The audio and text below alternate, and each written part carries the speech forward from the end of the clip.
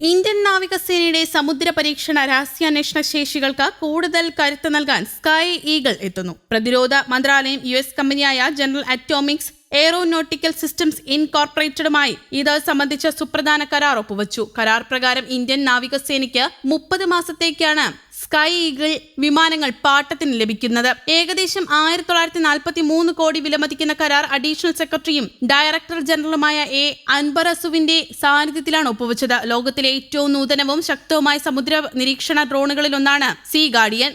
ഈ ഡ്രോണിന് തുടർച്ചയായി 30 മുതൽ 40 മണിക്കൂറിലധികം വായുവിൽ പറക്കാൻ കഴിയും. 11,000 കിലോമീറ്റർ കൂടുതലാണ് ഇതിന്റെ പറക്കൽ പരിധി. ഇത് ഇന്ധനം നിറയ്ക്കാതെ തന്നെ വിശാലമായ ഇന്ത്യൻ മഹാസമുദ്ര മേഖലയെ നിരീക്ഷിക്കാൻ പ്രാപ്തമാക്കുന്നു. 40,000 അടിയിൽ കൂടുതൽ ഉയരത്തിൽ ഇതിന് പ്രവർത്തിക്കാൻ കഴിയും. ഇതിന്റെ പരമാവധി വേഗത മണിക്കൂറിൽ ഏകദേശം 388 മുതൽ 440 കിലോമീറ്റർ ആണ്. 4,750 പൗണ്ട് ബാഹ്യ പേലോഡ് ഉൾപ്പെടെ 2,155 കിലോഗ്രാം വരെ ഭാരമുള്ള പേലോഡ് ശേഷി ഇതിനുണ്ട്. 360 degree maritime search radar, electro optical infrared ക്യാമറകൾ, ഒരു automatic identification system, anti submarine വാർഫെയറിനായുള്ള ഒരു സോണോബോയ് ഡിസ്പെൻസർ എന്നിവ ഇതിൽ സജ്ജീകരിച്ചിരിക്കുന്നു. ഏത് കാലാവസ്ഥയിലും ഇടതൂർന്ന മേഘങ്ങളിലൂടെ പോലും കപ്പലുകളെ കൃത്യമായി മാപ്പ് ചെയ്യാൻ ഇതിന് സാധിക്കും. ഇന്ത്യൻ മഹാസമുദ്ര മേഖല ഇന്ത്യയെ സംബന്ധിച്ചിടത്തോളം തന്ത്രപരമായും വാണിജ്യപരമായും വളരെ സെൻസിറ്റീവാണ്. സമീപ വർഷങ്ങളിൽ ചൈനീസ് നാവികസേനയുടെയും അതിന്റെ ഗവേഷണ കപ്പലുകളുടെയും പ്രവർത്തനങ്ങൾ ഈ മേഖലയിൽ ഗണ്യമായി വർദ്ധിച്ചിട്ടുണ്ട്. അതുകൊണ്ട് തന്നെ സീ ഗാർഡിയൻ ഡ്രോണുകൾ ഇന്ത്യക്ക് ഏറെ മുതൽക്കൂട്ടാകും. അതേസമയം ഇന്ത്യയുടെ ദീർഘകാലമായി മുടങ്ങിക്കിടക്കുന്ന പ്രോജക്ട് 75 അന്തർവാഹിനി പദ്ധതിയിൽ വരും ദിവസങ്ങളിൽ ഉണർവ് കാണാൻ കഴിഞ്ഞേക്കാവുന്ന റിപ്പോർട്ടുകൾ പുറത്ത്. ചില സുപ്രധാന നിർദ്ദേശം സുരക്ഷാ കാര്യങ്ങൾക്കായുള്ള ക്യാബിനറ്റ് കമ്മിറ്റിയുടെ മുമ്പാകെ എത്തുമെന്ന് പ്രതീക്ഷിക്കുന്നതായിട്ടാണ് വാർത്തകൾ പുറത്തുവരുന്നത്.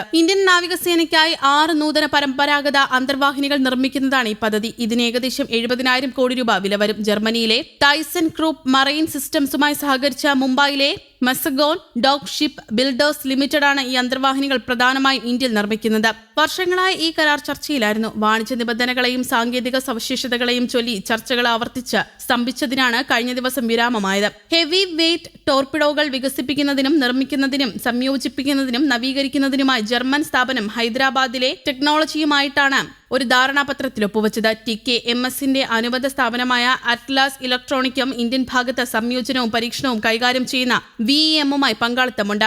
ആ ക്രമീകരണം പിന്നീട് സാങ്കേതിക കൈമാറ്റവും മേക്ക് ഇൻ ഇന്ത്യ ടോർപിഡോ പദ്ധതിയും ഉൾക്കൊള്ളുന്ന ഒരു ടീം കരാറായി പരിണമിക്കുകയായിരുന്നു. കൂടാതെ മുംബൈ ആസ്ഥാനമായുള്ള CFF ഫ്ലൂയിഡ് കൺട്രോളുമായി ആന്റി സബ്മറൈൻ യുദ്ധ സംവിധാനങ്ങൾ TKMS ഒരു പങ്കാളിത്തം സ്ഥാപിച്ചിട്ടുണ്ട്. ഇതിനു പുറമെ പ്രതിരോധ ഗവേഷണ വികസന സംഘടന ഉൾപ്പെടെയുള്ള ഇന്ത്യൻ സംഘടനകളുമായി കൂടുതൽ സഹകരണങ്ങൾ ലക്ഷ്യമിടുന്നുണ്ട്. ഇന്ത്യൻ നാവികസേനയുടെ പരമ്പരാഗത അന്തർവാഹിനി കപ്പലുകളുടെ കുറവ് മൂലം ബുദ്ധിമുട്ടുന്ന സാഹചര്യത്തിലാണ് സുപ്രധാന കരാർ വന്നിരിക്കുന്നത്.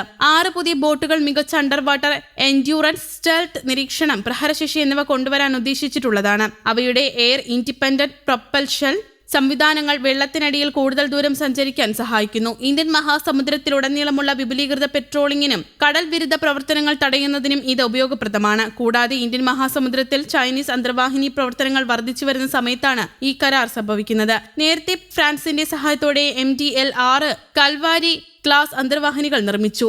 ആദ്യത്തേത് 2017 സർവീസിൽ പ്രവേശിച്ചപ്പോൾ അവസാനത്തേതായ INS വാങ്ഷി 2025 ജനുവരിയിൽ കമ്മീഷനും ചെയ്തിരുന്നു. News desk Kerala Kaumudi.